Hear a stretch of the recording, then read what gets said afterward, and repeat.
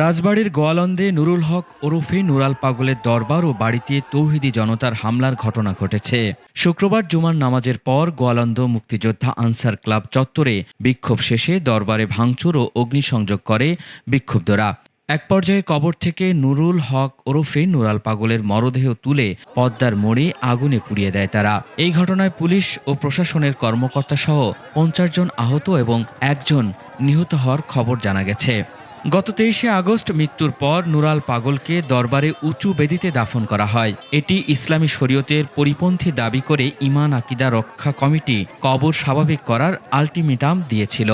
শুক্রবার সকালে দরবার কর্তৃপক্ষ কবর নিচু করা ও সাইনবোর্ড অপসারণের কথা জানালেও বিক্ষোভকারীরা তাতে সন্তুষ্ট হয়নি। প্রশাসনের পক্ষ থেকে দাবি বাস্তবায়নের আশ্বাস দেওয়া হলেও পূর্ব ঘোষণার কর্মসূচি অনুযায়ী বিক্ষোভ করে তৌহিদি জনতা। এ সময় উপজেলা নির্বাহী অফিসার ও পুলিশের গাড়ি ভাঙচুর করা হয়। পরে সেনাবাহিনী ও র্যাব ঘটনাস্থলে গিয়ে পরিস্থিতি নিয়ন্ত্রণে আনে। এদিকে রাজবাড়ী পুলিশ সুপার মোহাম্মদ কামরুল ইসলাম ঘটনাস্থল পরিদর্শন করে জানিয়েছেন, পরিস্থিতি এখন কিছুটা শান্ত রয়েছে।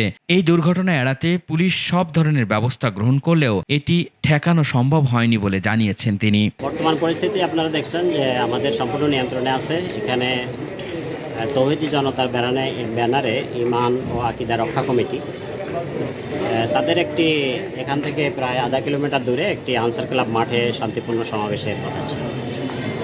তো সেই শান্তিপূর্ণ সমাবেশের কথা ছিল।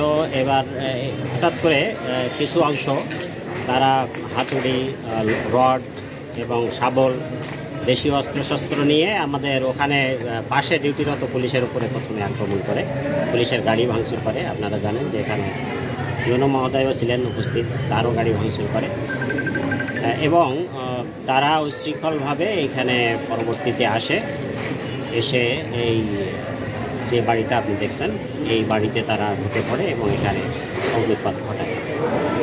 ফায়ার সার্ভিস এখানে প্রথম দফায় এসেছিল, পরে আমরা এসে দেখি যে ফায়ার সার্ভিস নাই, তারা চলে গেছে। পরে আবার আমরা তাদেরকে বলেছি ফায়ার সার্ভিস পথে আছে এবং এখানে হতাহতের বিষয়ে এখনও আমরা তেমন তথ্য পাই নাই।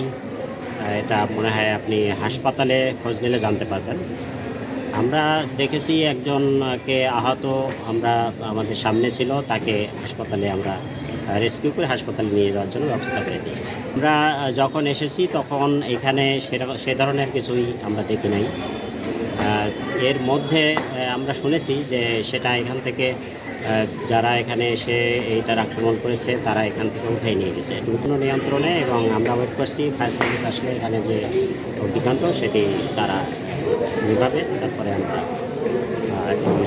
জায়গাটি একটি ক্রাইম সিন, এটা আমরা সিলগালা পুলিশ সদস্য মারাত্মক আহত নাই, কিন্তু ছোটোখাটোভাবে আহত হয়েছে এবং তারা যতটুকু সম্ভব নিরাপত্তা দেওয়ার জন্য কাজ করেছে। কিন্তু তৌহিদি জনতার যে সংখ্যা এবং ভলিউম এটা অনেক বেশি থাকাতে আমরা স্ট্র্যাটেজিক্যালি এনফোর্স হয়ে বেশি সংখ্যায় পুলিশ নিয়ে আমরা এই উপস্থলে এসেছি এবং এটা নিয়ন্ত্রণ করছি।